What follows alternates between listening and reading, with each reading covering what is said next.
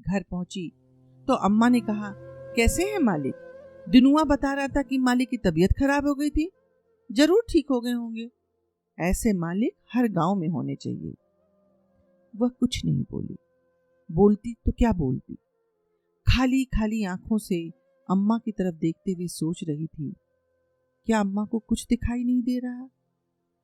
पता नहीं दिखाई नहीं दे रहा या अम्मा देखकर भी नहीं देखना चाहती।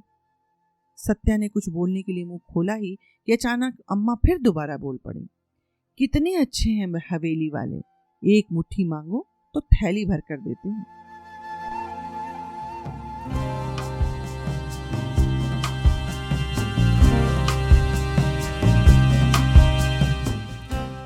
नमस्कार, सत श्री अकाल, आदाब, गुड मॉर्निंग। स्वागत है आप सभी का stories from the heart by Shraddha Pandey podcast पर, जहां मिलती हैं ऐसी कहानियां जो विचारों, जज्बातों, उम्मीदों, संभावनाओं से भरी होती हैं। मैं हूं आपकी दोस्त और होस्ट श्रद्धा, और हर बार की तरह इस बार भी सुनाने जा रही हूं अपनी ही लिखी ऐसी कहानी जो आपकी, हमारी व हमारे परिवार तथा समाज से जुड़ी है, जो तोड़ देती है सारी दीवारें, चुरा ले जाती है आपसे आपको और अपने आगोश में बैठाकर आपसे गुफ्तगू करती है। तो आइए उठाते हैं पर्दा अपनी नई कहानी से और सुनते हैं कहानी संख्या 14। कहानी का नाम दांव।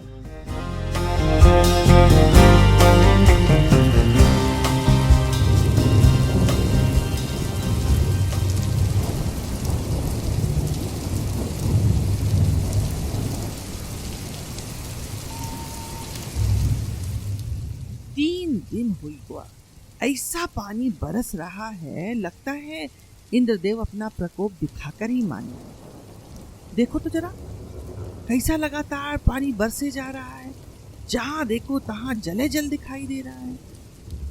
आसमान में छाए काले बादल को देखकर अम्मा ने फिर कहा, सत्या, ओ सत्या, देख बेटा, जरा वो किनारे वाली लकड़ियां उठा के छप्पर में रख दे, नहीं तो गीली हो जाएगी, फिर खाना कैसे बनेगा? अरे अरे देख, उधर का छप्पर भी टपकने लगा, जरा जल्दी कर सत्या। सत्या ने लकड़ी तो हटा दी, पर वर्षा थी कि और विकराल रूप धारण कर कहर बरसा रही। धीरे धीरे छप्पर से पानी टपकना शुरू हुआ। फिर थोड़ी ही देर में बाईं तरफ की दीवार ढह गई। पूरी रात जागते बीती।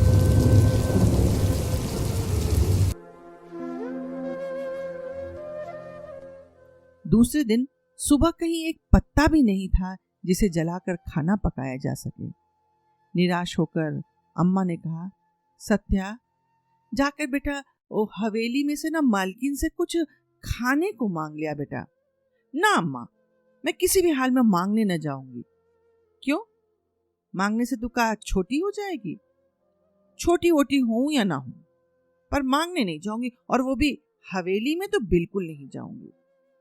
अम्मा ने सिर पीटते हुए कहा, हाय भगवान, इसी दिन के लिए रो रही थी। एक लड़का पैदा हुआ होता तो कम से कम अपनी जिम्मेदारी तो समझता। अम्मा, अब तुम ये लड़का पुराण मत शुरू कर दो। क्या कर लेता तुम्हारा लड़का जो मैं नहीं कर सकती? तेरे नखरे तो संभलते नहीं। अरे तू गरीब घर में पैदा हुई है, छोटी जात की है, मांगने में काहे का शर्म रे? अम्मा, अब हम तुमसे क्या बताएं, हमें हवेली जाना अच्छा नहीं लगता। लोग बड़ी गंदी नजरों से देखते हैं। तुझे उनके नजरों से क्या लेना देना? चुपचाप जा और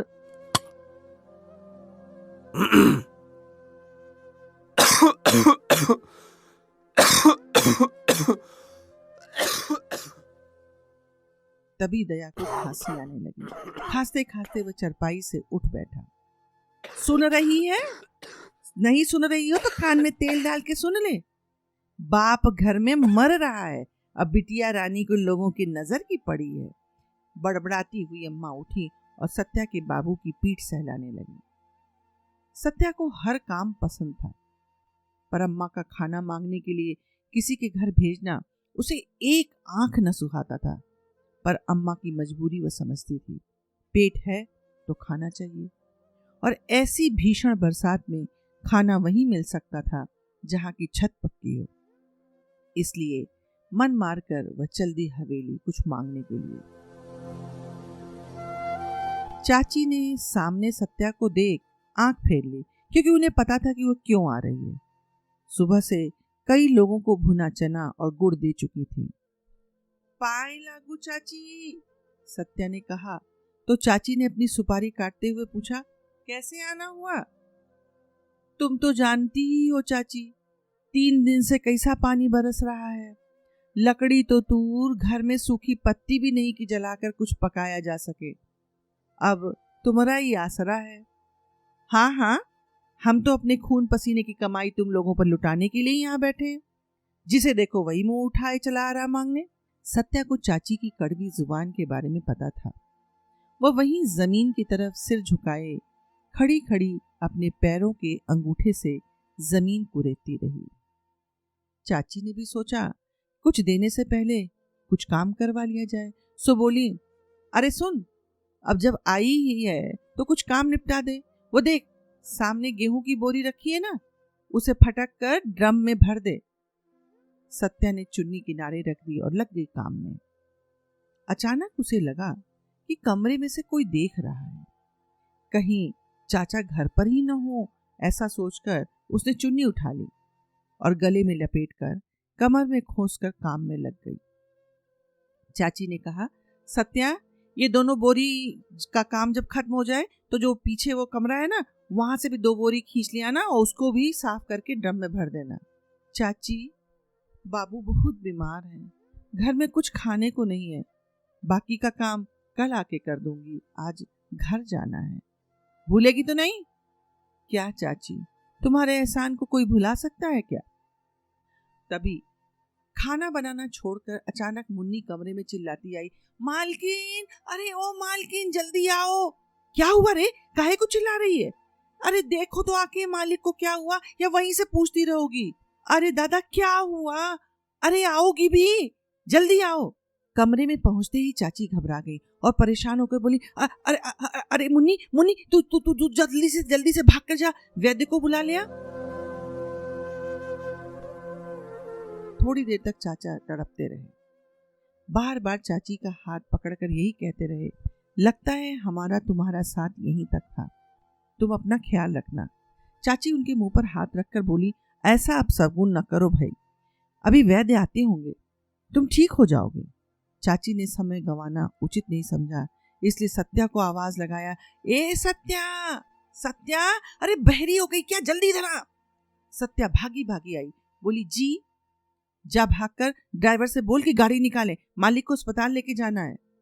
चाचा ने हाथ हिलाते हुए कहा, नहीं, मुझे मत ले जाओ, खड़े होने तक का सामर्थ्य नहीं है, तुम ही जाओ, जाकर डॉक्टर को बुला लाओ, मेरी चिंता न करो, सत्या है ना यहाँ। उस समय चाची को कुछ नहीं सूझा था। सत्या के आगे हाथ जोड़कर गिड़गिड़ाती हुई बोली, बेटा तुम्हारे आगे हाथ जोड़ती हूँ, अब चाचा की और हमारी जिंदगी तुम्हारे हाथ में है, जब तक मैं न आऊं यही रहना, और हाँ, खाने की चिंता मत करना बेटा, मैं खाना माली के हाथ तुम्हारे घर भिजवा दे रही हूँ। कार की आवाज दूर जाते ही चाचा का दर्द गायब हो गया। सत्या की समझ में कुछ आता उससे पहले चाचा ने अपना दांव खेलना शुरू कर दिया। इतना बड़ा घर में वह अकेली फड़फड़ाती तो कितना फड़फड़ाती। पिंजरे में बंद चिड़िया की तरह उसके पंख टूटते रहे, वह चीखती रही। घर पहुंची तो अम्मा ने कहा, कैसे हैं मालिक? दिनुआ बता रहा था कि मालिक की तबीयत खराब हो गई थी, जरूर ठीक हो गए होंगे, ऐसे मालिक हर गांव में होने चाहिए। वह कुछ नहीं बोलती तो क्या बोलती, खाली खाली आंखों से अम्मा की तरफ देखते हुए सोच रही थी, क्या अम्मा को कुछ दिखाई नहीं दे रहा? पता नहीं दिखाई नहीं दे रहा या अम्मा देखकर भी नहीं देखना चाहती। सत्या ने कुछ बोलने के लिए मुंह खोला ही कि अचानक अम्मा फिर दोबारा बोल पड़ी, कितने अच्छे हैं हवेली वाले, एक मुट्ठी मांगो तो थैली भर कर देते हैं। कमरे में जाकर वह सिसकने लगी और सोचने लगी, कौन दांव खेल रहा है? अम्मा, जो जानकर भी अनजान बनने की कोशिश कर रही है, या चाची, क्या उन्हें अपने पति के चरित्र के बारे में कुछ नहीं पता? या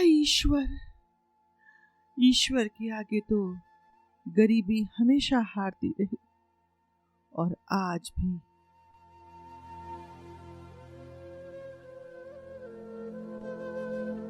सत्या की व्यथा या लाचारी ने उसे चुप रहने के लिए मजबूर कर दिया, या उसके पिता की बीमारी, या फिर हवेली की मालकिन चाची ने, जो सब कुछ जानकर भी अनजान थी, या चाचा जो दांव पर दांव खेल रहा था, या फिर उसकी अपनी माँ जो सब कुछ जानती थी, लेकिन सामाजिक व्यवस्था व गरीबी ने उसे आवाज उठाने की हिम्मत नहीं दी थी। अरे, सत्या तो एक किरदार है, पर आज जब अपनी बेटी जरा भी देर से घर पहुंचे तो हर माँ बाप का दिल डर के कारण जोर जोर से धड़कने लगता है। हम समर्थ हैं, पर न जाने कितनी सत्या के माता पिता आज भी आंख बंद करके जी रहे हैं, और न जाने कितनी सत्या ने अपने होंठ से लिए हैं। इस कहानी के द्वारा मैं सत्या का दर्द आप तक पहुंचा पाई या नहीं, ये जानने के लिए आपकी प्रतिक्रिया की प्रतीक्षा रहेगी।